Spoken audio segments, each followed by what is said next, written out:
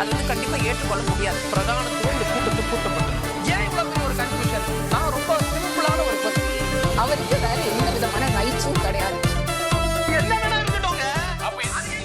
நேர்பட பேசு நிகழ்ச்சிக்கு உங்கள் அனைவரையும் அன்போடு வரவேற்கின்றேன். இன்றைய நிகழ்ச்சியில் நாம் வாதிக்க இருக்கக்கூடிய தலைப்பு, திரு அண்ணாமலை அவர்கள் எம்ஜிஆரின் உயரிய எண்ணங்களை பிரதமர் மோடி செயல்படுத்தி வருகிறார் அப்படின்னு பாராட்டி பேசியிருக்கிறார். அதற்கு எதிர்வினையாக ஜெயக்குமார் அவர்களும் பதில் சொல்லியிருக்கிறார். எம்ஜிஆர் எப்போதும் மத ரீதியான அரசியல் செய்ததில்லை, இந்த ஒப்பீடே தவறானது அப்படின்னு சொல்லியிருக்கிறார். மலைக்கும் மடுவுக்குமான ஒப்பீடு அப்படின்னு எதிர்வினையாற்றி இருக்கிறார். நம்ம இதை முன்வைத்தே நம்ம தலைப்பை கட்டமைத்திருக்கிறோம். எம்ஜிஆரை இந்துத்துவத்தின் முகமாக்க முயல்கிறதா பாஜக? இந்த பொருளை தான் நம்ம வாதிக்க இருக்கிறோம். நான் கருத்துரையாளர்களை உங்களுக்கு அறிமுகம் செய்து விடுகிறேன். பாஜகவிலிருந்து திரு எஸ்ஜி சூர்யா அவர்கள் வணக்கம். அரசியல் விமர்சகர் திரு கலை அவர்கள் வணக்கம். வலதுசாரி ஆதரவாளர் திரு நித்யானந்தன் அவர்கள் வணக்கம். சிபிஎம்மிலிருந்து பேராசிரியர் அருணன் அவர்களும் இணைந்திருக்கிறார். வணக்கம் திரு அருணன். அருணன், உங்களிடமிருந்தே தொடங்குகிறேன். திரு அண்ணாமலை அவர்கள் பேசியிருப்பது, மோடி அவர்கள் எம்ஜிஆரின் உயரிய எண்ணங்களை செயல்படுத்தி வருகிறார் அப்படின்னு சொல்லியிருக்கிறார். பொதுவாக முன்னோடி தலைவர்களை தான், இப்போ ஜெயலலிதா அவர்கள் எம்ஜிஆர் பற்றி சொல்லுவாங்க, எடப்பாடி அவர்கள் வந்து ஜெயலலிதா திட்டங்களை நாங்கள் செயல்படுத்திட்டு வரோம் அப்படின்னு சொல்லுவாங்க. ஆனால் எதிரெதிர் முகாமில் இருக்கிற ஒரு கட்சி எம்ஜிஆர் அவர்களின் எண்ணங்களை செயல்படுத்துகிறோம் அப்படின்னு சொன்னதையும் அதற்கு உடனடியாக ஜெயக்குமார் எதிர்வினையாற்றார். இது மலைக்கும் மடுவுக்குமான ஒப்பீடு, அப்படி சொல்லவே கூடாதுன்னு சொல்லிட்டு நாங்கள் எப்போதும் எம்ஜிஆர் மத ரீதியான அரசியல் செய்ததில்லை அப்படின்னு சொல்றாருன்னா இதை எப்படி புரிஞ்சுக்கிறது? இதற்குள்ள இருக்கிற அரசியல் என்ன? இல்ல, பாஜக தலைவர் அண்ணாமலை அவர்களுடைய அந்த அறிக்கையை நான் படிச்சேன். எம்ஜிஆருடைய நினைவு தினத்தை ஒட்டி அவர் ஒரு நீண்ட அறிக்கை வெளியிட்டிருக்கார். அந்த அறிக்கையில அவரு எம்ஜிஆருக்கும் மோடிக்கும் இடையே நிறைய பொருத்தங்கள் உண்டு என்று சொல்லியிருக்காரு. நீங்க சொன்னது சொல்லியிருக்காரு. எம்ஜிஆர் உடைய சிந்தனைகள், அவருடைய நோக்கங்களை எல்லாம் பிரதமர் மோடி கடைபிடிச்சிட்டு வர்றாரு அப்படின்னு. இப்ப நான் அந்த விவகாரத்துக்குள்ள போறதுக்குள்ள ஒன்றை நான் யோசிச்சு பாக்குறேன். அப்ப அண்ணாமலை அவங்க மட்டும் இப்ப இந்த மாதிரி பேசல, பிரதமர் மோடியே அப்படித்தானே பேசினார். தேர்தல் பிரச்சாரத்தின் போது, மக்களவை தேர்தல் பிரச்சாரம், நாடாளுமன்ற தேர்தல், அதிமுக கூட்டணியில இல்லை. ஆனா எல்லா இடங்கள்லயும் அதிமுகவை விமர்சிக்காதது மட்டுமல்லாது எம்ஜிஆரை புகழ்ந்து பேசிக்கிட்டே போனார் 4-5 கூட்டங்கள், பொதுக்கூட்டங்கள்லயே. அப்ப அவங்களுக்கு என்ன ஒரு சிக்கல் வந்திருக்குன்னா, தமிழ்நாடு பாஜகவுக்கு தமிழ்நாடு மக்கள் மத்தியில ஒரு ஐகான் சொல்லுவோம்ல, ஒரு தலைவரை, எங்களுடைய சித்தாந்த வழிகாட்டி, எங்களுடைய முன்னாள் அரசியல் தலைவர், இவருடைய பாரம்பரியத்தை தான், இவருடைய மரபைத்தான் நாங்க இன்றைக்கு கடைபிடிக்கிறோம் சொல்றதுக்கு ஒரு தலைவர் கிடையாது. யார சொல்லுவாங்க? அப்ப அவங்களுக்கு அத்தகைய மரபு இல்லாம போச்சு. அப்ப வேற இயக்கங்கள்ல இருந்து யாராவது கிடைக்க மாட்டாங்களா என்று பாக்குறாங்க. அப்ப திராவிட இயக்கத்திலிருந்து எம்ஜிஆர, நான் இந்த வார்த்தையை தான் பயன்படுத்த விரும்புறேன், பாஜக நண்பது எதிர்க்கக்கூடும், திராவிட இயக்கத்திலிருந்து எம்ஜிஆரை களவாட பார்க்கிறாங்க. காரணம், அது திராவிட இயக்கத்திலிருந்து அவர் வந்த ஒரு 1950களில் இருந்தே அவர் திரைப்படங்கள் நடிக்கும் பொழுதே நீங்க ஒரு பக்கம் பாத்தீங்கன்னா திராவிட முன்னேற்ற கழகத்துடன் தன்னை அவர் இணைத்துக் கொண்டிருந்தவர். அவருடைய படங்கள், அது நாடோடி மன்னன் படம் எல்லாம் பாத்தீங்கன்னா எடுத்தோடனே திமுக கொடிதான் வரும். அப்புறம் ஒரு படத்துல எல்லாம் அவர் பேரே உதயசூரியன் தான். அப்புறம் கடைசி வரைக்கும் நீங்க பார்க்கலாம், காஞ்சி ஏட்டை பத்தி அண்ணாவை பத்தி தான் பேசுவார். ஆகவே அவரு தொடர்ந்து திமுகவோட இணைஞ்சு பயணித்தவர். உங்களுக்கு தெரியும், எம்எல்சி ஆனவர் திமுகவால, பிறகு எம்எல்ஏ ஆனவர். அவ இப்படியாப்பட்ட ஒரு திராவிட இயக்க மரபு, அரசியல் மரபு, ரொம்ப தெளிவான, துல்லியமான, கராரான அரசியல் மரபு. அவரை போய் மோடிக்கு இவருக்கு நிறைய பொறுத்துகள் இருக்கியா அப்படின்னு சொன்னா அது எந்த வகையில் நியாயம்? நியாயமே இல்லாதது. அடுத்த இதுக்கு ஜெயக்குமாருடைய பேட்டியை பார்த்து அவர்கிட்ட இதெல்லாம் இதைத்தான் கேட்கிறாங்க. அவர்கிட்ட 2 பேருக்கும் பொருத்தங்கள் உண்டு என சொல்றாங்க. அவர் ரொம்ப பளிச்சுன்னு சொல்லிடுறாரு. அது பொருத்தமே கிடையாதுங்க. அந்த அடிப்படையான வித்தியாசத்தை அவரும் சொன்னார்.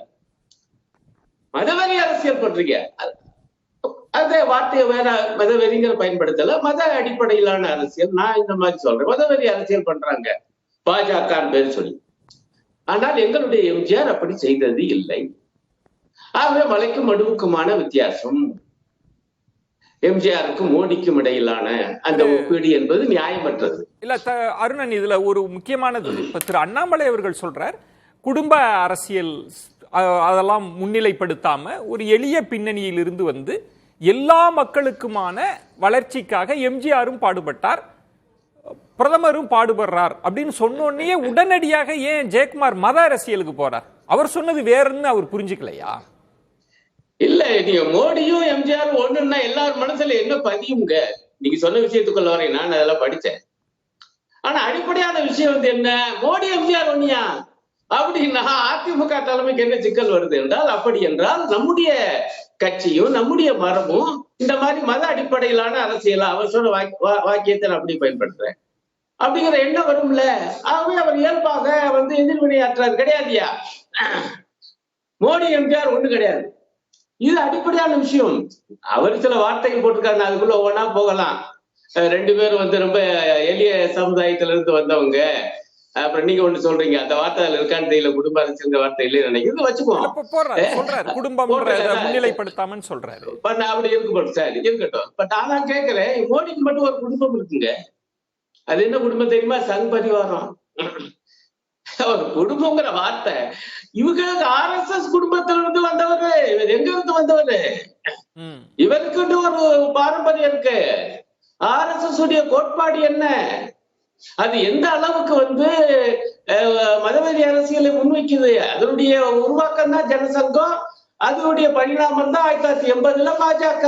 நீங்க சொன்ன முதல் கட்ட பார்வையில திரு அருணன், திராவிட இயக்கத்தில் அந்த மரபுல இருக்கிற ஒருத்தரை நீங்க ஒரு கடுமையான வார்த்தையை கூட சொன்னீங்க, பட் அரசியல் பிரயோகத்துல வந்து களவாடுதல் அப்படின்றது, ஸ்வீகரித்தல் அப்படின்ற இடத்துக்கு நகர்த்துறீங்க. அதை தான் செய்யறாங்க அப்படின்றது. ஏன்னா தலைவர்கள் இல்ல அவங்களை முன்னிலைப்படுத்தன்னு முதல் கட்ட கருத்தா எடுத்துட்டு நான் பேசிட்டு மீண்டும் வரேன். சூர்யா, எம்ஜிஆர் எதற்காக அப்படின்றது 2 பாயிண்ட். இல்ல வாக்கு வங்கி அந்த கணக்கு இருக்கா, இல்ல உங்களுக்கு தலைவர்கள் இல்ல அதனால நம்ம எம்ஜிஆரை எடுத்துக்கலான்ற ஒண்ணா, இல்ல அதை தாண்டி எம்ஜிஆருக்கே ஒரு இந்துத்துவ ஒரு சாயத்தை பூசலான்ற முயற்சியா, என்ன கணக்கு? இல்லை, முதல்ல அருணனையா சொன்ன மாதிரி ஸ்வீகரிக்கிறது, அடாப்ட் பண்ணுறது அந்த தேவை வந்து கிடையாது. எங்களுக்குமே போதுமான அளவு தலைவர்கள் இருக்கிறாங்க, இந்தியாவிலையும் சரி தமிழ்நாட்டிலையும் சரி. இப்போ ஸ்வீகரிக்கிறது எப்படி சொல்லலான்னா, ஒரு வேளை எங்களுடைய போஸ்டரில் எல்லாம் எம்ஜிஆர் படத்தையும் மோடி அவர்கள் வாஜ்பாய் அவர்களோட போட்டாலோ, இல்லை தொடர்ந்து எல்லா நிகழ்ச்சிகளையும் அவருடைய புகழத்தை பயன்படுத்தினாலோ, அப்படி நீங்கள் குற்றச்சாட்டு சொன்னீங்கன்னா பரவாயில்ல. பட் ஒரு பிறந்த நாள்லையோ நினைவு நாள்லையோ அவரை பற்றின பெருமைகளை பேசுகிற ஒரே காரணத்தினால நம்ம ஸ்வீகரிக்கிறோம் அப்படின்ற அர்த்தம் கிடையாது. முதல் பாயிண்ட். இரண்டாவது, இப்போ கருணாநிதி அவர்களை வந்து மோடி அவர்களோடு ஒப்பிட்டு யாருமே பேச மாட்டாங்க, குறிப்பாக பிஜேபியில் இருக்கக்கூடியவர்கள். ஏன்னா நீங்கள் ஒப்பிட்டு பேசும்போதே குறைந்தபட்ச கொள்கை ஒத்துப்பாடு இருந்தால் தான் அந்த ஒப்பீடே சரியாக இருக்க முடியும். இப்போது எம்ஜிஆர் அவர்களுக்கு சொன்ன அதே காரணங்களை கருணாநிதி அவர்களும் பல திட்டங்களை வந்து நிறைவேற்றிருக்கிறார் தமிழகத்திற்கு, இல்லைன்னு சொல்ல முடியாது. ஆனால் மோடி அவர்களையும் கருணாநிதி அவர்களையும் ஒப்பிட்டு இந்த மாதிரி ஒரு அறிக்கையை எங்களால் எப்பயுமே வெளியிட முடியாது. என்றால் கொள்கை அளவில் மிகப்பெரிய முரண்பாடுகளை கொண்டவர்கள். இப்போ மோடி அவர்களையும் எம்ஜிஆர் அவர்களையும் ஏன் ஒப்பீடு காட்டுறோம்னா, நீங்கள் சொன்ன அதே தலைவர் அண்ணாமலை அவர்கள் எழுதிய கடிதத்தில் அந்த வாழ்த்து நினைவேந்தல் லெட்டரில் எம்ஜிஆர் அவர்கள் செயல்படுத்திய திட்டங்கள்னு ஒரு 20 திட்டங்களை வந்து பட்டியலிடுறார். இப்போ முதல்ல ஒரு விஷயத்துக்கு வந்துடும். இப்போ கொள்கை ஒத்துப்பாடு ஓரளவுக்கு இருக்கிற காரணத்தினால்தான் அந்த கம்பேரிசனே பாசிபிள். உங்களுக்கு பல வகைகளில் சொல்லலாம். முதல்ல பர்சனாலிட்டி வைஸ் நீங்கள் எடுத்துக்கலாம். நீங்கள் சொன்ன அதே தான். இப்போ அருணனையா சொன்னார், தேர்தல் பிரச்சாரத்திற்கு வந்த திரு நரேந்திர மோடி அவர்கள், அவர் குறிப்பிட்டது வந்து திருப்பூர் பிரச்சார கூட்டத்தில். அதில் நரேந்திர மோடி அவர்கள் எம்ஜிஆர் குறித்து என்ன சொல்றாருன்னா, நீங்க சொன்ன அதே எந்த வாரிசு பின்புலனும் இல்லாம தன் முயற்சியால அரசியல்ல வந்து முதல்வர் ஆனவர் அப்படின்ற ஒரு விஷயத்த சொல்றாரு. இப்போ 2 விஷயம் சொல்லுங்க. இப்போ நரேந்திர மோடி அவர்கள் பிறந்து வளர்ந்த அந்த பின்னணி, எம்ஜிஆர் அவர்கள் பிறந்து வளர்ந்த பின்னணி, இது ரெண்டுமே எந்த பொலிட்டிக்கல் பேக்ரவுண்டும் இல்லாம எளிய வகையில வளர்ந்தவர்களா இருக்கிறாங்க. இரண்டாவது, 2 பேருமே தங்கள் வாழ்நாள்ல மிகப்பெரிய மக்கள் செல்வாக்கோடு இருந்தவர்கள். இப்போ எம்ஜிஆர் அவர்கள் வந்து அரசியலில் புகுந்து சந்தித்த முதல் தேர்தலில் இருந்து அவர் மறைகிற வரைக்கும் முதல்வராக இருந்து மறைந்தவர். அதே மாதிரியே மோடி அவர்களும் தொடர்ந்து மக்கள் செல்வாக்கு மீண்டும் மீண்டும் கிட்டத்தட்ட 25 ஆண்டு காலம் சந்தித்த எந்த தேர்தலுமே தோல்வி கிடையாதுன்ற அளவுக்கு மக்கள் செல்வாக்கு கொண்டவர்கள். இந்த கம்பேரிசன் ஈஸியா நம்மளால மேட்ச் பண்ண முடியும். அதிமுகவுக்கு உறுத்துது அப்படின்னா திரு அருணன் அவர்கள் சொன்ன மாதிரி நீங்க ஒப்பிட்டுட்டீங்கன்னா இவரும் அந்த சித்தாந்தம் உள்ளவரோ, இவரும் பாஜக கொள்கையை ஆதரிச்சவரோன்ற சித்தாந்தம் உள்ளவர் அப்படின்றதுக்கு நிறைய எடுத்துக்காட்டு சொல்ல முடியும். உதாரணமாக ஆனந்த விகடன்ல நான் ஏன் பிறந்தேன் அப்படின்ற ஒரு தொடர் வந்து எம்ஜிஆர் அவர்கள் தொடர்ந்து எழுதிட்டு இருந்தார். அதுல வந்து பசுவதையை குறித்து அவர் எழுதுறார். அதாவது பசுவதைக்கு ஆதரவான கருத்துக்களை நிறைய எழுதியிருக்கார். இன்னொரு உதாரணம், தமிழக சட்டப்பேரவையில அந்த வேலூர் ஜலகண்டேஸ்வரர் கோயில் குறித்த ஒரு பிரச்சனை, ஒரு விவாதம் நடைபெறும் போது இந்து இயக்கங்கள் மீது திமுக வந்து குற்றச்சாட்டு வைக்குது அந்த ஃப்ளோர் ஆஃப் த ஹவுஸ். அதாவது இந்து இயக்கங்கள் வந்து இதை அரசியல் பண்றாங்க, இதை பிரச்சனை பண்றாங்க அப்படின்றது. அப்ப எம்ஜிஆர் அவர்கள் சொன்ன கருத்து, இந்து இயக்கங்களா இருந்தாலும் அவர்களுக்கான உரிமையை நம்ம மதித்து தான் ஆக வேண்டும் அப்படின்னு சொன்ன கருத்தாகட்டும். மூன்றாவது, மண்டைக்காடு கலவரம் நடக்கும்போது அந்த கலவரத்தை கட்டுப்படுத்துவதற்காக எங்கள் இந்து முன்னணியின் சார்பாக தானுலிங்க நாடார் ஐயா அவர்களோ இல்லை ராமகோபாலன் அவர்களோ அவர்களிடம் போய் பேசிய போது எம்ஜிஆர் அவர்கள் சொன்ன கருத்துக்கள் அது எல்லாமே டாக்குமெண்ட் செய்யப்பட்டிருக்கின்றது பல வகைகள்ல. அதுல வந்து அவர் மற்ற மதங்கள் எப்படி ஒற்றுமையாக இருக்கின்றதோ அதே மாதிரி இந்து மதத்தினரும் ஒற்றுமையாக இருந்தால்தான் இது போன்ற மத ரீதியான சமூக ரீதியான பிரச்சனைகளை நாம் வந்து எதிர்கொள்ள முடியும் அப்படின்னு எம்ஜிஆர் அவர்கள் சொன்ன கருத்தாகட்டும். இல்ல, அந்த இடத்தில் நீங்க அதை தான் திரு அருணன் அவர்கள் சொல்றாங்க. இப்படி நீங்க முதல்ல பாராட்டுறீங்க அப்படின்னா மெல்ல மெல்ல அவர் எங்களோட இணைஞ்சுதான் இருப்பாருன்னு. மண்டைக்காடு கலவரம் தொடர்பா 29/3/1982 காவல்துறை மானியத்தில் பேசுகிற போது மிக கடுமையா விமர்சிக்கிறார். இந்த அமைப்புகளை அவர் விமர்சிச்சு பேசியிருக்கிற சட்டமன்ற உரைகள்ல இருக்கு. அவர் சொல்றார், மதவாதிகள் அவங்க கொள்கை எதுவாக இருந்தாலும் மக்களை ஒற்றுமைப்படுத்துறதா இருக்கணும், பிளவுபடுத்துறதெல்லாம் நான் அனுமதிக்கவே முடியாது அப்படின்னு RSS பத்தி விமர்சிக்கிறார். மண்டைக்காடு கலவரத்தை. ஆனா நீங்க அவரை வந்து எங்க ஆளுன்னு எப்படி சொல்லுவீங்க? எங்க ஆளுன்னு நாங்க சொல்லல. அவருடைய அந்த தாட் ப்ராசஸ் எப்படி இருந்தது, உதாரணமாக கண்ணன் அவர்கள் எழுதுகிறார் எம்ஜிஆர் லெகசின்னு அவர் ஒரு எம்ஜிஆர் அவர்களுடைய வாழ்க்கை குறித்த ஒரு புத்தகத்தை எழுதியிருக்கிறார். அதுல 1973 இப்போது நம்ம அரசாங்கம் கொண்டு வந்த பொது பிரிவினருக்கான பொருளாதாரத்தில் பின்தங்கிய பொது பிரிவினருக்கான EWS அந்த திட்டத்தை அவர் அமல்படுத்துறது குறித்து பேசியிருக்கிறார். அதற்கான முயற்சிகளை எம்ஜிஆர் அவர்கள் எடுத்திருக்கிறார். 1979 அவர் முதல்வராக வந்ததுக்கு அப்புறமா அது குறித்து அந்த புத்தகத்தில் எழுதப்பட்டிருக்கு. உடனடியாக போராட்டங்கள்லாம் வருது, திமுகவினர் பிரச்சனை பண்றாங்க, திருப்பி ரிவர்ஸ் ஆயிடுது. பட் அந்த தாட் ப்ராசஸ் வந்தது வந்து எங்களுக்கு உடன்படுதுன்னு நான் சொல்றேன். அது வந்து இப்பவும் அந்த திட்டத்தை வந்து அந்த திட்டத்தை இன்னைக்கு காங்கிரஸ் ஐயா பேசக்கூடிய கம்யூனிஸ்ட் இவர்கள் எல்லாருமே பாராளுமன்றத்தில் ஆதரித்த வரலாறு தான் இருக்கு. அதே திட்டத்தை எம்ஜிஆர் அவர்கள் 79 ப்ரப்போஸ். எம்ஜிஆருக்கும் உங்களுக்கும் இருக்கிற வித்தியாசம் வித்தியாசம் நிறைய இருக்கு, நான் இல்லன்னு சொல்லல. இப்ப நீங்க ஏன் எம்ஜிஆர் புகழ்றீங்கன்ற ஒரு இடம் இருக்குல்ல, ஒற்றுமையும் நிறைய இருக்கு, அது நாங்க கோடிட்டு காட்டுறோம். அது வந்து பிரதமர் ஐடியாலஜியாவும் ஓரளவுக்கு ஒற்றுமை இருக்குன்னு சொல்றீங்க. நிச்சயமாக இருக்கு ஓரளவு. அதாவது எம்ஜிஆர் அவர்கள் வந்து இப்ப இருக்கிற திமுக மீது எங்கள் தொடர் குற்றச்சாட்டு என்னன்னா, நீங்க மதச்சார்பின்மைன்னு சொல்றீங்க, ஆனா இந்து மதத்தை மட்டும் எதிர்க்கிறீர்கள். உதாரணமாக மற்ற மத பண்டிகைக்கெல்லாம் விஷ் பண்றீங்க, தீபாவளிக்கு சொல்ல மாட்டேங்கிறீங்க, இந்து மதத்தை மட்டும் தனியிட்டு அதை வந்து எதிர்த்து கொண்டிருக்கிறீர்கள். அப்ப எம்ஜிஆர் அவர்கள் அப்படி இருந்தாரான்னு போய் பாத்தீங்கன்னா கிடையாது. அவர் அனைத்து மதத்தையும் ஒன்றாக ஒன்று நீங்க எனக்கு தெளிவுபடுத்துங்க. பேராசிரியர் அருணன் இருக்காங்க, நித்யானந்தன் அவர்கள் எம்ஜிஆரும் தீபாவளிக்கு வாழ்த்து சொன்ன மாதிரி இல்லையா? அவர் பொங்கல் விழாவை அவங்க வீட்டுல கொண்டாடுறார், அவர் தீபாவளிக்கு அவர் வாழ்த்தே சொல்லலையா? கருணாநிதி அவர்களுடைய வாழ்க்கை வரலாறுல அவர் எழுதிய வசனங்களாகட்டும், இல்ல அவர் திரைப்படத்தில் எழுந்தது, அரசியல்வாதியாக அவர் பேசியதாகட்டும், இந்து விரோத கருத்துக்கள் எவ்வளவு இருக்கு. ராமர் எந்த காலேஜ்ல படிச்சாரு, இந்து என்றால் திருடன், அந்த மாதிரி ஒரு கருத்து எம்ஜிஆர் அவர்கள் நடித்த படங்கள்ல ஒரே ஒரு கருத்து, எந்த மதத்தையும் எதிர் இல்லாம பத்தி பேசல. நாங்க பிஜேபி சொல்லக்கூடிய எங்களுடைய மதச்சார்பின்மைன்றது என்னன்னா, அனைத்து மதங்களையும் ஒன்றாக ட்ரீட் செய்வது. நீங்க மோடி அவர்கள் மீது வைக்கக்கூடிய 2 மிகப்பெரிய குற்றச்சாட்டுகள், அவர் எல்லாவற்றையும் சமமாக பார்த்தார். நீங்க சொல்ற இடம் ஜெயக்குமார் அவங்க என்ன சொல்றாங்கன்னா, நீங்க சமமா பாக்குறவங்க இல்ல, நீங்க சிறுபான்மை மக்களுக்கு எதிரானவர்கள், நீங்க வந்து எங்களோட வராதீங்கன்றார், ஒப்பிடாதீங்கன்னு சொல்றார் ஜெயக்குமார். அதான் அப்படி சிறுபான்மை மதத்திற்கு எதிராக இருந்த மோடி அவர்கள் மீது அவர்களுடைய மிகப்பெரிய தலைவரான ஜெயலலிதா அவர்கள் மிகப்பெரிய நட்புறவு கொண்டிருந்தது. அப்படி எதிராக இருந்தவரா இருந்தால் நிச்சயமாக அது இருந்திருக்கு. தனிப்பட்ட நட்பு, அரசியல் நட்பு இல்ல, தனிப்பட்ட நட்புன்னு தான் சொல்றேன். உங்க கொள்கை, அதாவது மதவாதியாக இருந்திருந்தால் தனிப்பட்ட நட்புக்கு சாத்தியம் இல்லைன்றது என்னுடைய பார்வை. இரண்டாவது, இப்படி இருக்கக்கூடிய மதவாதியாக இருக்கக்கூடிய மோடி அவர்களோட தான் நீங்க கூட்டணி வைத்து 5 ஆண்டுகள் இருந்தீங்க, 2 தேர்தல்களை சந்திச்சீங்க அப்படின்றதையும் நீங்க நினைவில் வச்சுக்கணும். கலை எப்படி பார்க்குறீங்க? இப்போ சூர்யா சில புள்ளிகள் நாங்கள் பாராட்டுவதற்கு ஏற்ற வகையில் இருக்கு, அது கொள்கை சார்ந்தும் இருக்கு அப்படின்றதும், மோடி அவர்களுக்கும் எம்ஜிஆருக்கும் ஒரு ஒப்புமை இருக்கு அப்படின்ற இந்த பாயிண்ட்டையும் நம்ம பார்க்க வேண்டியிருக்கு.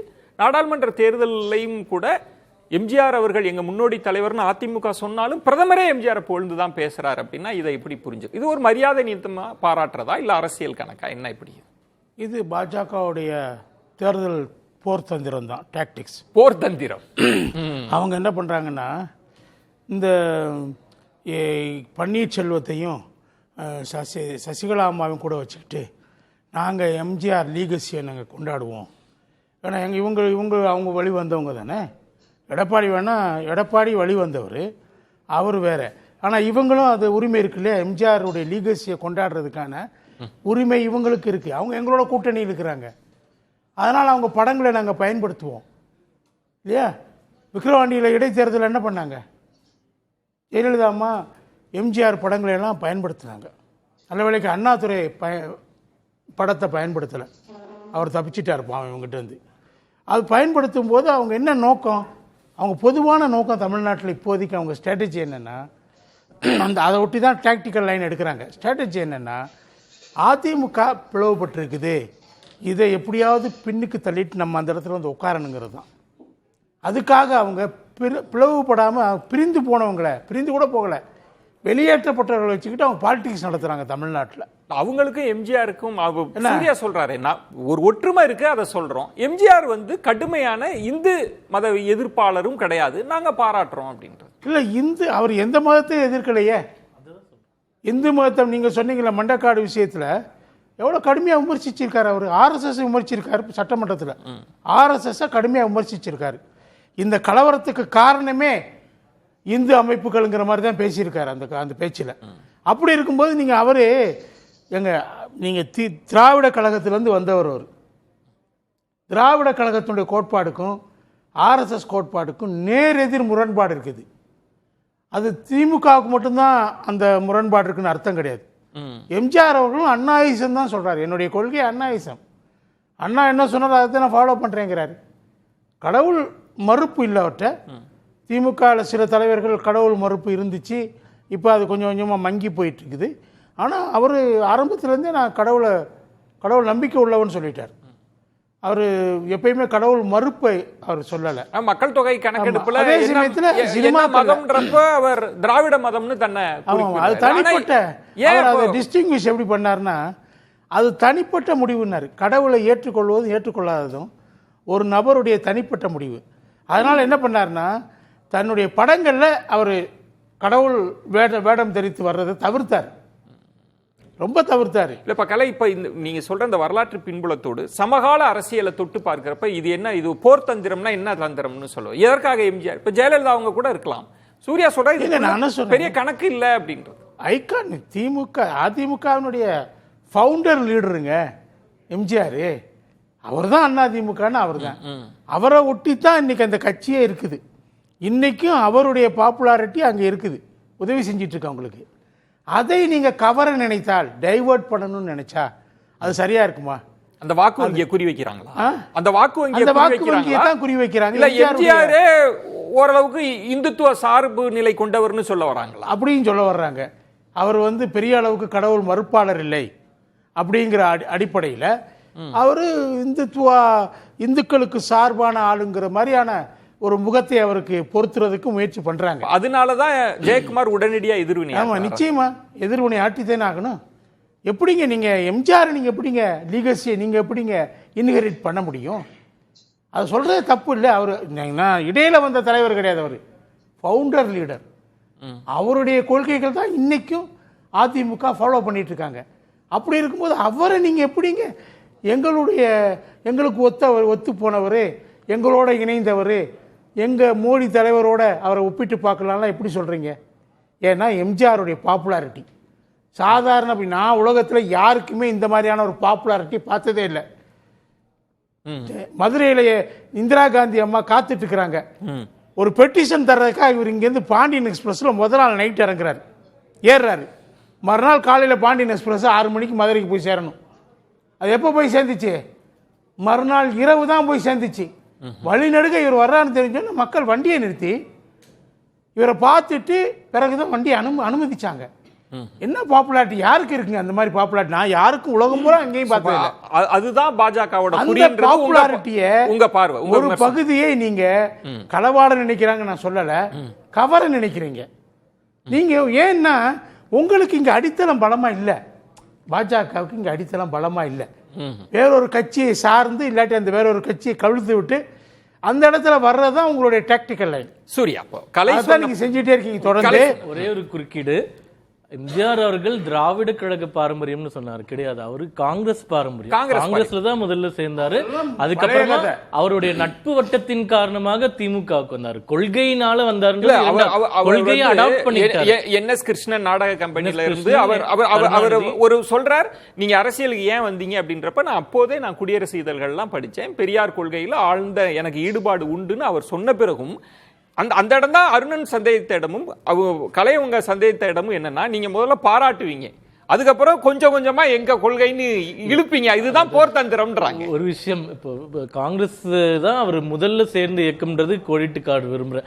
அதாவது பேரண்ட் இயக்கமே தீகா அப்படின்றது தவறு. பெரியாரே காங்கிரஸ்காரர் தானே, அதுதான் சொல்றேன். பட் எம்ஜிஆர் அவர்கள் ஆக்டிவா இருந்த காலகட்டத்துல தீகா இருந்த காலகட்டத்துல உங்க மேல உள்ள சார்ஜ் நீங்க எப்படி எடுக்கிறீங்க? நீங்க ஏன் இன்னொரு ஒரு ஃபவுண்டருங்க, அவர் அந்த எடுக்கிறீங்க. கலையா சொல்றாரு கவர நினைக்கிறார்கள் அப்படின்றது. என்ன பொறுத்த வரைக்கும் அரசியல்ல கவர நினைக்கிறது ஒரு அரசியல் யுத்தி தான். அது ஒன்றும் தவறா நான் பார்க்கல. அது மாரலியும் தப்பா பார்க்கல, எலக்டோரியலாவும் தப்பா பார்க்கல. இன்னொரு கருத்து என்னன்னா, மக்கள் முட்டாள் கிடையாது. இப்ப நாங்க அவரை இவர் சொன்ன மாதிரி நாங்க தூக்கி வச்சு கொண்டாடுறது அந்த மாதிரிலாம் எதுவுமே இல்லை. மோடி அவர்களுக்கும் எம்ஜிஆர்களுக்கும் இருக்கிற ஒற்றுமையை காட்டுறோம். மக்களை எளிதாக முட்டாளாக்க முடியாது, இல்ல அந்த மாதிரி எல்லாம் பண்ண முடியாது. நாங்க ஒற்றுமையை சொல்றோம், மக்கள் ஏத்துக்கிட்டா ஏத்துக்கிட்டும், இல்லன்னா இல்ல. எங்களுக்கு அவர் சொல்றாரு இது ஒரு உத்தின்ற காலம் பூரா அடித்தட்டு மக்களுக்காகவே எல்லா திட்டங்களையும் கொண்டு வந்தவர் மோடி அவர்களும் தான். அடித்தட்டு மக்களுக்காக கொண்டு வரல, அவரு இந்திய பெருமுதலாளிகளுடைய ஆதரவாளராகவும் இருக்கிறாரு. எம்ஜிஆர் அப்படிப்பட்ட முகத்தை எம்ஜிஆருக்கு நீங்க பொருத்தவே முடியாது. இருங்க, கிரீமி லேயர் கொண்டு வந்து எதுக்காக கொண்டு வந்தாரு அவரு? உண்மையிலே அது ரொம்ப காலத்துக்கு முன்னாடி நம்பூதிரி பாத்துக்கு அடுத்து ஒரே நிமிஷத்துல நித்யானந்த போனோடனே நான் மீண்டும் வரேன், ப்ளீஸ் காத்துருங்க. நித்யானந்தன், நீங்க என்ன பாக்குறீங்க? பாஜகவுக்கு ஒரு போர் தந்திரம் இருக்கு. இங்கு தமிழ்நாட்டில் அவர்கள் முன்னிலைப்படுத்துகிற ஆட்கள் இல்லைன்றதுனால மெல்ல மெல்ல மெல்ல எம்ஜிஆரை நோக்கி நகர்றாங்கன்றதுதான் 2 பேரும் சொன்ன பார்வை. புதிய தலைமுறை நேர்பட பேசு நேயர்களுக்கு என்னுடைய பணிவான வணக்கத்தினை தெரிவித்துக் கொள்கின்றேன். 36 ஆண்டுகளுக்கு முன்னால் மறைந்த கடந்த நூற்றாண்டினுடைய பிரபலமானவர்களில் ஏறத்தாழ தமிழகத்தில் முதன்மையானவராக இருந்த எம்ஜிஆர் அவர்களுடைய நினைவு நாள். அதனால்தான் அதை பற்றியெல்லாம் நாம் இன்றைக்கு விவாதித்து கொண்டிருக்கோம். அந்த நினைவேந்தலை கொண்டு என்னுடைய கருத்தை வைக்க முற்படுகிறேன். என்ன வளம் இல்லை இந்நாட்டினிலே, ஏன் கையை ஏந்த வேண்டும் வெளிநாட்டினிலே என்று திரைப்பட பாடலானாலும் கூட அதிலே கருத்துக்களை வைத்து பாடியவர் எம்ஜிஆர்.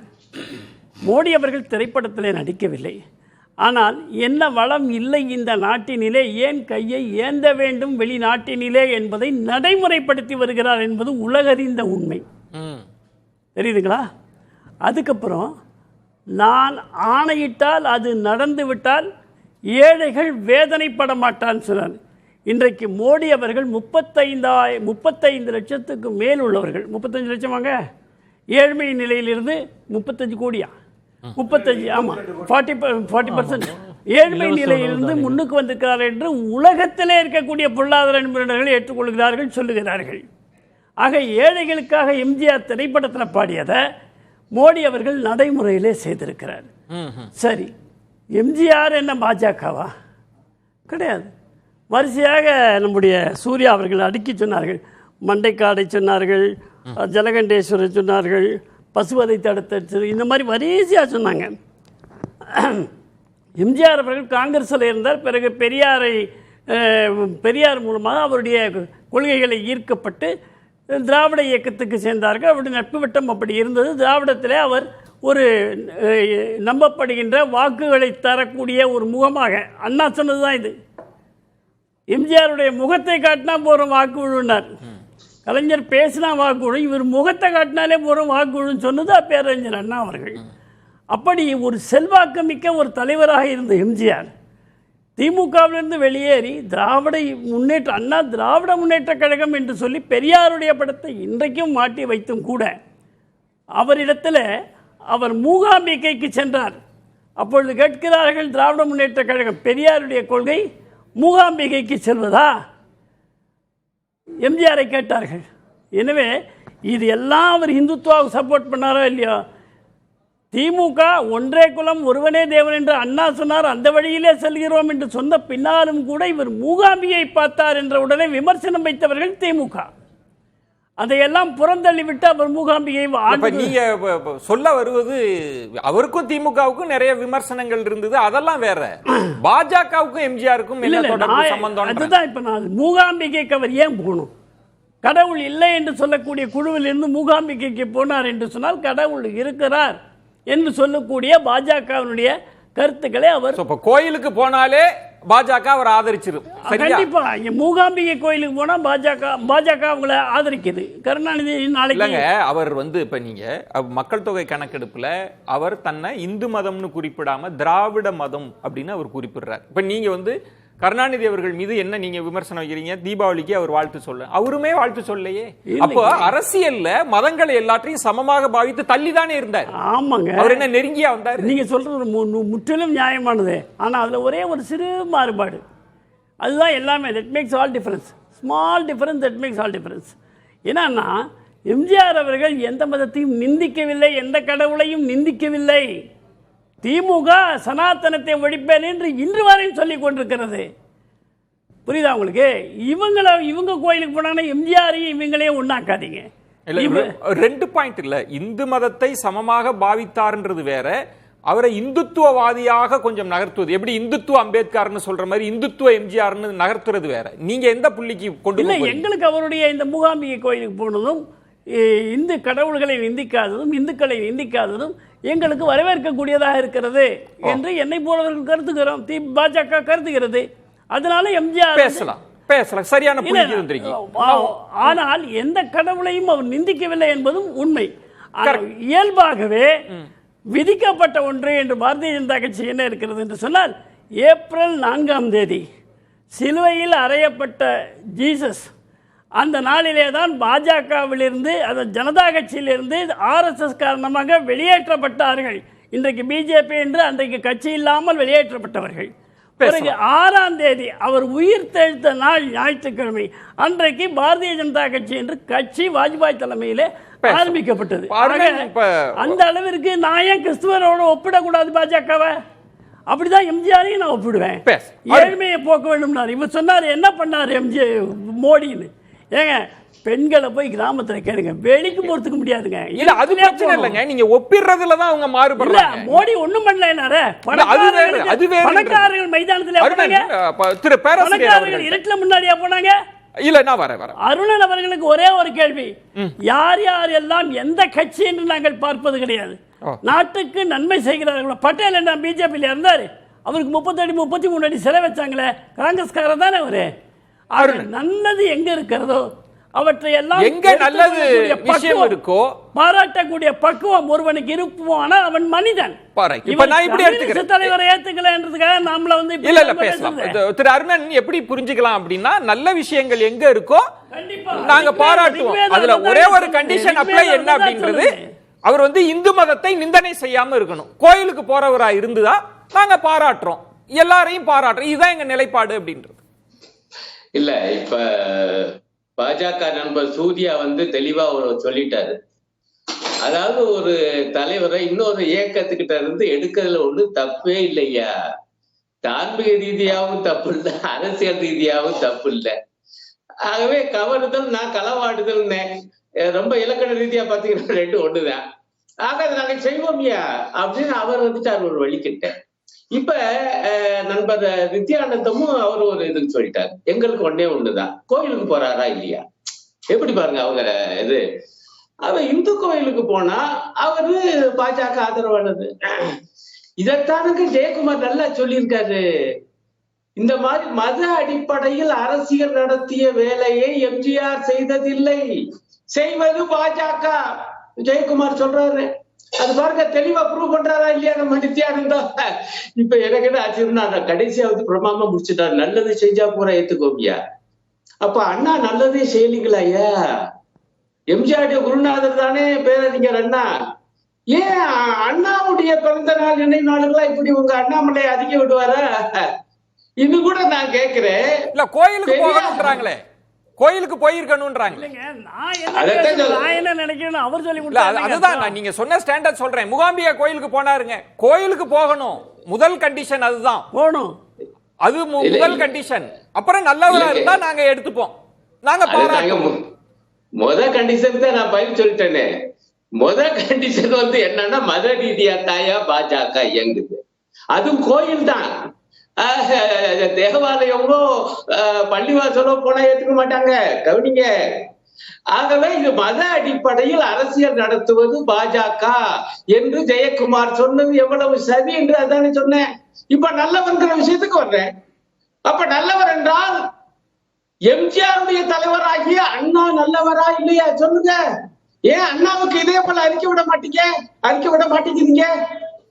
அண்ணா தலைவராக ஏற்றுக்கொண்ட பெரியாருக்கு அறிக்கை விட தயாரா? அவர் நல்லதே செய்திகளாயா? இல்ல ஒண்ணுமே இல்ல. உங்களுக்கு ஒரு விஷயத்தை சொல்றேன். பெரியாருடைய 100ஆண்டு விழா எம்ஜிஆர் முதலமைச்சரா இருந்த பொழுதுதான் வந்துச்சு.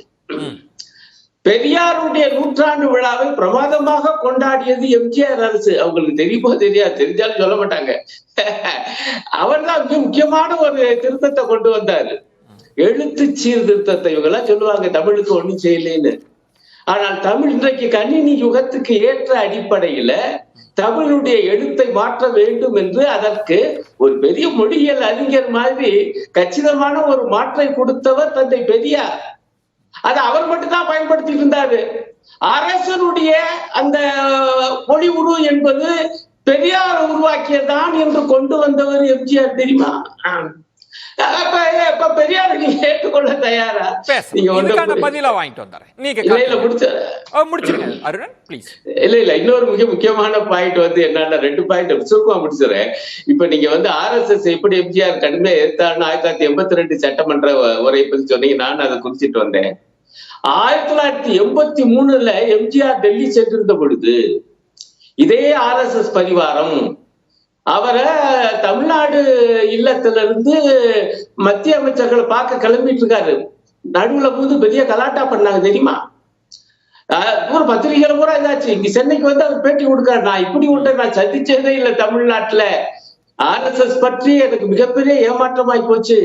என்ன இப்படி பண்றாங்க, என்னையுமே தடுக்க பார்த்தாங்க, நான் ஒரு முதலமைச்சர், இப்படி எல்லாம் பேசியிருக்காரு. அடுத்த பாயிண்ட், எம்ஜிஆருக்கு மோடிக்கு என்னன்னா 2 பேரும் நல்ல காரியம் பண்ணாரு, ஏழைகளுக்கு உதவுனாரு. 2 பேரும் ரொம்ப இதா.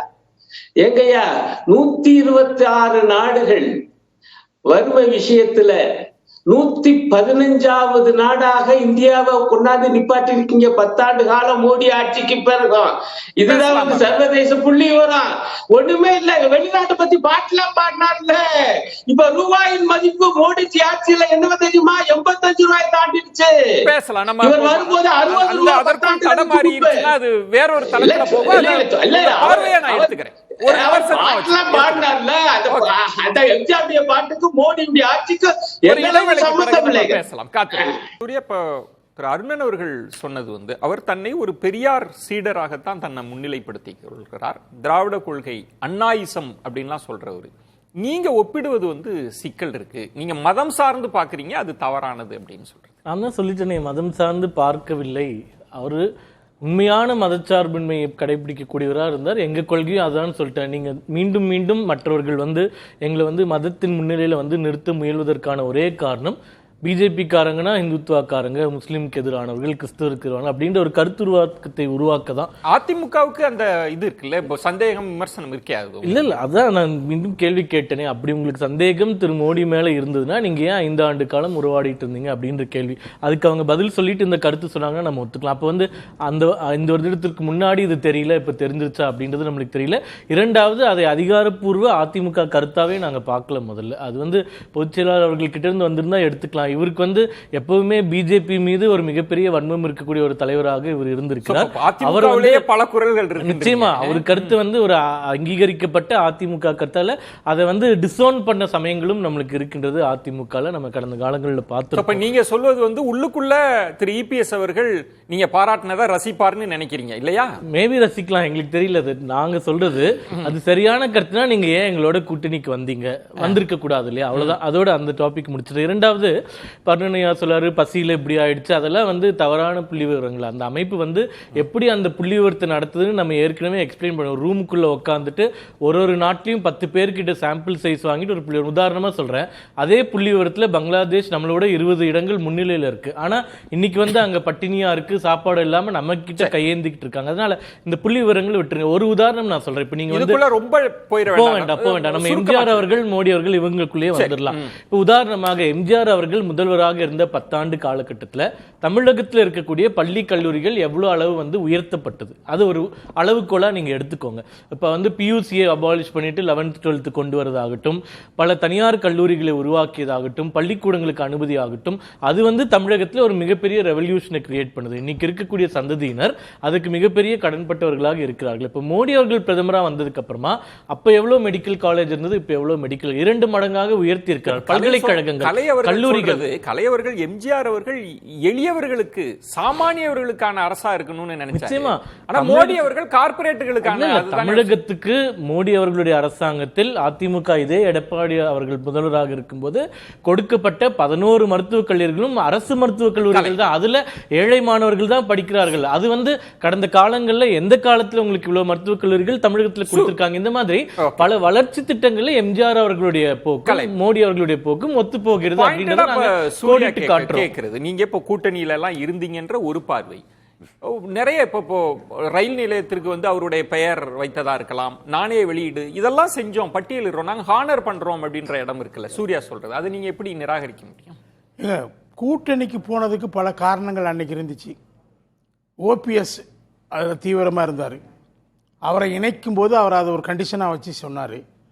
அதனால் அவர் மோடி அவர்கள்ட்ட அவருடைய சொல்லி தான் நான் இணையிறேன்னு சொன்னார். இந்த மாதிரியான விஷயங்களில் கூட்டணி போக வேண்டிய தேவை இன்னைக்கு இருந்துச்சு. எப்போ ஓபிஎஸ்ஸை தூக்கி எறிஞ்சாங்களோ உடனே பாஜக விட்டு விலகிறதுக்கான வாய்ப்பு அவங்களுக்கு கிடைச்சிச்சு. பாஜகவோட எல்லாரும் சேர்ந்துருக்குறாங்க. கருணாநிதி அவர்கள் கூட்டணி சேர்ந்திருக்காரு, ஜெயலலிதா அம்மா கூட்டணி வச்சுருக்காங்க. ஆனால் ஒரு கட்டத்தில் உறுதியாக நாங்கள் இனிமேல் கூட்டணியில் இருக்க மாட்டோம்னு சொல்லி ஒரு நிலைப்பாட்டை அதிமுக எடுத்து ஒரு தேர்தலில் தனித்தே நிற்கிறாங்க. இல்லை, கூட்டணி உறவை விடுங்க. இப்போ சூர்யா கேட்குறதோ இல்லை நித்யானந்தன் அவங்க கேட்குறதோ, நீ பாஜகனால மதம் தான் உங்க கண்ணுக்கு முன்னாடி வருமா அப்படின்றது மதத்தை வச்சுதான் நீங்க திரும்ப திரும்ப உன்னை கட்டமைக்கிறீங்க அப்படிங்க. எம்ஜிஆர் கோவிலுக்கு போனார், அதனால அவரை நாங்கள் இந்து மதவாதியா ஏற்றுக்கிறோம்னு சொல்றது எப்படி கரெக்டாக இருக்க முடியும்? அண்ணா என்ன சொன்னார்? தீக்காலேருந்து வெளியே வரும்போது 2 விஷயம் சொன்னார். ஒன்று வந்து ஒன்றே குலம் ஒருவனே தேவன், திருமூலருடைய பாடலை சொன்னார். ஒரு குலம் ஒரு தேவன், ஒரு கடவுள் இருக்கட்டும்ன்றார். அதே சமயத்தில் என்ன சொன்னார்? நான் பெரியார்லேருந்து வேறுபடுறேன். எப்படி வேறுபடுறேன்னா, நான் பிள்ளையார் சிலைகளை உடைக்க மாட்டேன், அதே சமயத்தில் பிள்ளையாருக்கு தேங்காயும் உடைக்க மாட்டேன். எம்ஜிஆர் அதில் உறுதியாக இருந்தாருங்க. அவர் என்ன சொன்னார்? தாய் மூகாம்பியையே என்னுடைய தாயாக பார்க்கிறேன் அப்படின்னு சொன்னார். அது மட்டும் இல்லை, ஒரு கடவுளாக சொல்லலை, தாயாக பார்க்கிறேன்னு சொன்னார். அது மட்டும் இல்லை, அவர் என்ன சொன்னார்? இந்த கடவுள் நம்பிக்கை என்பது தனிப்பட்ட ஒருத்தர் விருப்பு வெறுப்பு, அதை வந்து அரசியலாக்கக்கூடாது, அரசினுடைய கருத்தை அதை எடுத்துக்கொள்ள முடியாது. அவர் கோவிலுக்கு போயிட்டு இருந்த அந்த நேரத்திலேயே சினிமாவில் எந்த படத்துலையும் ஒரு கடவுள் வேஷத்தில் வர்றதுக்கு அவர் மறுத்துட்டார். அதில் உறுதியாக இருந்தார், அதை பொதுமைப்படுத்தக்கூடாது என்பதில் உறுதியாக இருந்தார். ஒன்று சொல்கிறேன், கிரீமி லேயர் அவர் எதுக்காக கொண்டு வந்தார்? நம்பூதிரி பாட்டு தான் அதை முதல் சொன்னவர். அதுக்கடுத்து எம்ஜிஆர் அதை கையில் எடுத்து ஏன் கொண்டு வந்தார்னா, இந்த பிற்படுத்தப்பட்டவர்களில் மேல் குடியினர் மட்டுமே எல்லா சலுகைகளையும் அனுபவிச்சுட்டு இருக்காங்க, ரிசர்வேஷனுடைய பலன்களை எல்லாம். அது கீழே இறங்க மாட்டேங்கிறதுக்காக தான் கொண்டு வந்தார். அதை அன்னைக்கு பெரிய அளவுக்கு கிரிட்டிசைஸ் பண்ண திகாவும் திமுகவும் பிறகு மண்டல் கமிஷன் ரெக்கமெண்டேஷன்ல ஓபிசிக்கு இடம் கொடுத்தப்ப 27% கொடுத்தப்ப என்ன பண்ணாங்க, கிரீமி லேயரை ஏத்துக்கிட்டாங்க. இன்னைக்கு அதுல கிரீமி லேயர் இருக்குது. அது எம்ஜிஆருடைய கொள்கையை அவங்க ஏத்துக்கிட்டாங்க. அது மாதிரி அவர் அடித்தட்டு எது எடுத்தாலும் அடித்தட்டு மக்களுக்கு போகணும். இல்ல கிரீமி நோக்கம் மோடிட்டே இருக்காங்க. தொடர்பான அவங்க பார்வை அது வேற ஒரு விவாதமா நகர்ந்து மோடி அவர்கள் ஆட்சியில பல்வேறு விஷயங்கள்ல முன்னெடுப்புகள் இருந்திருக்கு. நித்யானந்தன் அவர்கள் ஒரு கருத்து வாங்கிட்டு ஒரே இன்டர்வென்ஷன். தேங்காயும் உடைக்க மாட்டேன் அண்ணாதுரை அவர்கள் சொன்னார். ஆனால் எம்ஜிஆர் அவர்கள் உடைத்தார். அதுதான் உண்மை. அது நம்ம மறைக்கவே முடியாது. ஒரு நிமிஷம் இருங்க. 12 கோயில்களுக்கு பொற்கிரீடங்களை செய்து கொடுத்தவர் எம்ஜிஆர் அவர்கள். தமிழகத்தில் இருக்கக்கூடிய கோயில்களுக்கு மூகாம்பிகை அவர்களை தாயா மட்டும் பார்க்கல, தெய்வமா போய் வணங்கிட்டு வந்தவர். அப்போ எதிர்ப்பு தெரிவித்தவர்களிடம் அவர் எனக்கு நம்பிக்கை இருக்குன்றத மிக தைரியத்தோடு நம்பிக்கையை வச்சுட்டு தான் நீங்க அந்த நம்பிக்கையவே அவர் கொஸ்டின் பண்றாரு. அது இந்து மத நம்பிக்கைன்னு இல்ல, தாயா பார்த்தாரு. அதை டைல்யூட் பண்ண வேணாம்னு சொல்றாரு. அவர் ஒரு இந்துவாக இருக்கிறதில் பெருமை கொண்டார். பெருமையா இருக்கிறதுனாலதான் நீங்க போறீங்க ஓப்பனா. ஒரே எக்ஸாம்பிள் சொல்றேன். அன்பழகன் அவர்களோ நெடுஞ்செழியன் அவர்களோ அவர்களுடைய இயற்பெயர் என்ன? அவங்க ஏன் பெயரை மாத்தினாங்க? இந்து கடவுள்களுடைய பெயர்கள் அவர்களுக்கு இருந்ததுனால், திராவிடர் கழகம் திமுக கடவுள் மறுப்பு கொள்கை இருந்தால் பெயரையே மாத்திக்கிட்டாங்க. ராமச்சந்திரன் என்றது இந்து கடவுளுடைய பெயர், அவர் மாற்றவில்லை. அது பிரச்சனை இல்ல. அது ஏன் மாற்றினாங்கன்னா தூய தமிழ் சொற்கள்ல இருக்கணும், வடமொழி வேண்டான்னு. அப்படி பாத்தீங்கன்னா திரு கருணாநிதி அவர்கள் பெயரே வட சொல்லுதானே, அவரே மாத்திக்கல. ஏன்னா திரைப்படத்துல அது ரெஜிஸ்டர் ஆயிடுச்சு, வேண்டான்னு நினைச்சாங்க. மாற்றியதற்கு ஒரு காரணம் அது இந்து கடவுள்கள் பெயராக இருந்ததும் தான். அது அவர்களே குறிப்பிட்டிருக்கிறார்கள். அந்த காலத்தில் எம்ஜிஆர் அவர்கள் அப்படி பதிவு செஞ்சிருக்கிறார். அவர் மாற்றவில்லை அப்படின்னா அவருக்கு அது இது இல்ல, வெறுப்பு இல்லை அப்படிங்கிறது. அருணன் அவங்க கேட்ட ஒரே கேள்விதான். என்னுடைய கொள்கை அண்ணாயிசம்னு சொன்னவர், நீ அண்ணாவுக்கு நாளைக்கு பாராட்டுவீங்களா? தொடர்ந்து ஈரோடு மாவட்டம்னு அறிவிக்கிறார். ஒவ்வொரு மாவட்டம் தோறும் பெரியார் பொற்கிளின்றார். எழுத்து சீர்திருத்தத்தை ஏற்றுக்கொண்டிருக்கிறார். அர்ச்சகர் விவகாரத்துல நீதியரசர் மகாதேவன் தலைமையில குழு எல்லாம் போட்டிருக்காருல்ல, இவ்வளவையும் செஞ்சிருக்காரு. எதன் அடிப்படையில் நான் திராவிட இயக்க கொள்கை நீட்சின்னு சொல்றாருன்னா, இப்ப இவங்களுக்கு எல்லாம் பாராட்டு விழா எடுங்கன்றாங்க. அண்ணாவை கொண்டாடுங்க, பெரியாரை கொண்டாடுங்க, அதுல என்ன பண்ணுவீங்களான்னு கேட்டார்ல. கம்யூனிஸ்ட் கட்சியில் யாரை வேணால் புகழ்ந்துட்டு போட்டோம், சீட்டு கொடுக்குறவங்கள புகழ்ந்துட்டு போவாங்க. பாஜக அப்படி பண்ண மாட்டாங்க. அவங்க தேசத்துக்காகவும் பண்பாட்டுக்காகவும் அந்த விழுமியங்களை காப்பாற்றுவதற்காகவும் தான் இருக்கிறார்கள். சூர்யா அழகாக சொன்னால், நான் சொல்லணும்னு எடுத்து வச்சேன் அந்த பாயிண்ட். தேங்காய் உடைக்கவும் மாட்டேன், என்னுடைய காசில் தேங்காய் வேணும்னா உடைப்பேன், வேணும்னா அந்த மாதிரி ஏதோ பேசியிருக்காரு. நான் என்ன சொல்கிறேன், அண்ணா தேங்காய் உடைக்க மாட்டேன், உடைப்பேன், என்னுடைய காசில் உடைப்பேங்கிற மாதிரி தான் பேசியிருக்காரு இல்லையா? என்ன சொன்னார் அண்ணா? அண்ணா அவர்கள் பிள்ளையார் சிலையும் நான் உடைக்க மாட்டேன், பிள்ளையாருக்கு தேங்காயும் உடைக்க மாட்டேன், தேங்காய் பிள்ளையார் சிலையும் உடைக்க மாட்டேன், நான் தேங்காயும் வைக்க மாட்டேன் அப்படின்னு சொன்னால் மிக தெளிவாக அண்ணாதுரை பிள்ளையாரை ஏற்றுக்கொள்ளவில்லை, அதானே? ஆனால் எம்ஜிஆர் அவர்கள் மூகாம்பிகையை ஏற்றுக்கொண்டார்கள். அதில் இன்னொன்று குறிப்பு அண்டர்லைன், மூகாம்பிகையை தாயை போல என்று சொல்லி இருக்கிறார். இல்லை, ஒரு சிக்கல் என்னன்னா, கலை அவர்கள் அதை கோடிட்டு காண்பித்த இடம் தான். தனி மனித நம்பிக்கைகள் என்பது வேறு, ஒரு அரசினுடைய நம்பிக்கைகள் என்பது வேறு. எம்ஜிஆர் அரசு இதெல்லாம் செஞ்சுதா? இதை அந்த இடத்தை தான் நான் மீண்டும் மீண்டும் கேட்டுட்டு வரேன். அவருடைய செயல்திறன் அதுதானே அருணன் அவங்க சும்மா இந்த மாதிரி கேட்குறீங்களேங்க. அண்ணாமலை அவர்கள் எம்ஜிஆர் அரசும் மோடி அரசும் ஒன்று என்று பேசியிருக்கிறாரா? தனி மனிதர்கள் அப்புறம் என்ன, அவரிடம் இருந்தது அதை மோடி அவர்கள் அப்படியே செய்து கொண்டிருக்கிறாங்க. தனி மனிதரா ஒப்பிடுது. அரசு நடத்திய விதத்தில் கருத்துவாடு நமக்கும் இருக்கிறது. சரி சரி. இன்னொரு அருமையான விஷயம் அவர் பண்ணாரு, இன்னைக்கு ரொம்ப தேவை. கலைமாறி உள்ளவங்களும் நம்ம கம்யூனிஸ்ட் பேராசிரியரும் தெரிஞ்சுக்க வேண்டிய விஷயம் தெரியும், அவங்களுக்கு நினைவுபடுத்துறேன் சுருக்கமா. எம்ஜிஆர் இடத்துல எங்களுக்கு ஒதுக்கீடு வேண்டும் என்று சொல்லி ஜாதி வாரியாக போய் கேட்டாங்க. சரி, உங்களோட ஜாதியுடைய என்னென்ன விடுக்காடு இருக்குன்னு கொண்டு வாங்க. 180க்கு மேல போச்சு. நான் 100 தான் இருக்கு, 180 நினைச்சு விட்டார். ரொம்ப குறைவான நேரம் இருக்கிறதுனால ரத்தின சுருக்கமா நிறைவு கருத்து சூர்யா. இல்லை, மீண்டும் மீண்டும் சொல்வது தான், இந்த கம்பேரிசன் சொல்றதுக்கு முக்கியமான காரணம் 2 பேருனுடைய வாழ்க்கை முறை ஒரே வகை, தனி மனித விதத்தில். அதாவது இறுதியாக ஒரு கருத்து எம்ஜிஆர் அவர்கள் தன் வாழ்நாள் முழுக்க சேமித்த சொத்துக்களை தான தர்மத்திற்காக கொடுத்தார்.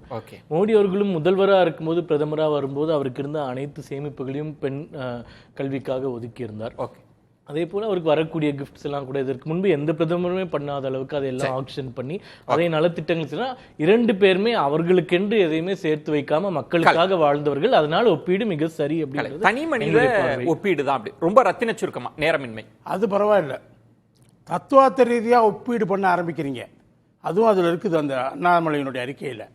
தத்துவார்த்த ரீதியாக ஒரு இந்து மதவாதியாக எம்ஜிஆரை சித்தரிக்கிற முயற்சி அதில் இருக்குது. கோவிலுக்கு போகிறவன்லாம் இந்து மதவாதின்னா அப்போ எல்லாரும் நீங்கள் பாஜக 100% ஓட்டில் 90% வாக்குகளில் வாங்கினீங்க. அதெல்லாம் தவறான பார்வை. அவங்க அவருடைய லீகசியை இன்ஹெரிட் பண்ணுறதுக்கு அதுதான முயற்சி தான் அது. இதன் மூலமா தமிழ்நாட்டில் கால் ஊன்ற முடியும். அதுக்கு எம்ஜிஆர் உதவி தேவைன்னு நினைக்கிறாங்க. அது மிகப்பெரிய தவறு. சர்வ தர்ம சமபாவனா அப்படின்னு சொல்லுவாங்க. எல்லா தர்மத்தையும் ஒன்று போல பார்க்கறது. இதை எம்ஜிஆரும் பண்ணுறாரு, மோடியும் பண்ணுறாரு. சும்மா ஆர்எஸ்எஸ் வீரர் சும்மா எதாவது பின்னத்தில் நமக்கு தோல்வி பயத்தில் அதெல்லாம் பேசலாம். ஆனால் ரொம்ப தெளிவாக தனி மனிதனை ஒப்பிட்டு பேசக்கூடாதுன்னா அவருக்கு 2 கை இருக்குது, இவருக்கு 2 கை இருக்குது, இவருக்கு ஒரு தலை இருக்குது, அவருக்கு ஒரு தலை இருக்குது, இவருக்கும் தொண்டர் பலம் இருக்குது, அவருக்கும் அப்படி ஒப்பிட்டு பேசணுமா? தனி மனிதன் எதை வைத்து எடை போடப்படுகிறான்? குணம் நாடி குற்றம் நாடி அவற்றுள் மிகை நாடி மிக்க கொள்ளார் நான் வள்ளுவர். ஓகே, நிறைவு கருத்தாடு சுருக்கமா. இல்ல, அதாவது நித்யானந்த ஐயா ரொம்ப தெளிவா சொல்லிட்டாரு. ஐயா, நாங்க எம்ஜிஆர் வேணா கொண்டாடுவோமே ஒழிய அவரு தன்னுடைய தலைவர்களாக ஏற்றுக்கொண்ட பெரியார் அண்ணாவெல்லாம் கொண்டாட மாட்டோம், வேணா கம்யூனிஸ்டுகள் கொண்டாடிட்டு போங்கட்டாரு. இதை அதிமுக தொண்டர்கள் புரிந்து கொள்ளணும். 1. 2வது சாமி கும்பிட்டா போதும், கோயிலுக்கு போனா போதும், நாங்க ஏற்றுக்கொள்வோம். ஆனா ஒன்றே குலம் ஒருவனே தேவன் என்று சொன்னா அண்ணாவை ஏற்பதில்லை. அப்ப என்ன வித்தியாசம்? அதுதான் முக்கியம் பார்க்கணும். அண்ணா சமூக நீதியை வலியுறுத்தி இயக்கம் கண்டார். அதன் வழியில் வந்தவர் எம்ஜிஆர். இந்த உண்மையை மறைச்சு நான் மீண்டும் சொல்கிறேன், தங்களுக்கு தலைவர் இல்லாத நிலையில் திராவிட இயக்கத்திலிருந்து எம்ஜிஆரை களமாட பார்க்கிறார்கள் அதிமுக தொண்டர்களே. உஷார். சரி, நன்றி. பாத பூஜை பண்ணா கூட ஏத்துக்க மாட்டாங்க. சிறப்பு விருந்தினர்களுக்கு நெஞ்சம் நிறைந்த நன்றிகளை சொல்லிக் கொள்கிறேன். மற்றொரு தலைப்புல சந்திக்கிறேன். நன்றி, வணக்கம். அது கண்டிப்பா ஏற்றுக்கொள்ள முடியாது. பிரதானத்துவம் இந்த கூட்டத்தில் கூட்டப்பட்டது. ஏன் இவ்வளவு ஒரு கன்ஃபியூஷன்? நான் ரொம்ப சிம்பிளான ஒரு அவருக்கு வேற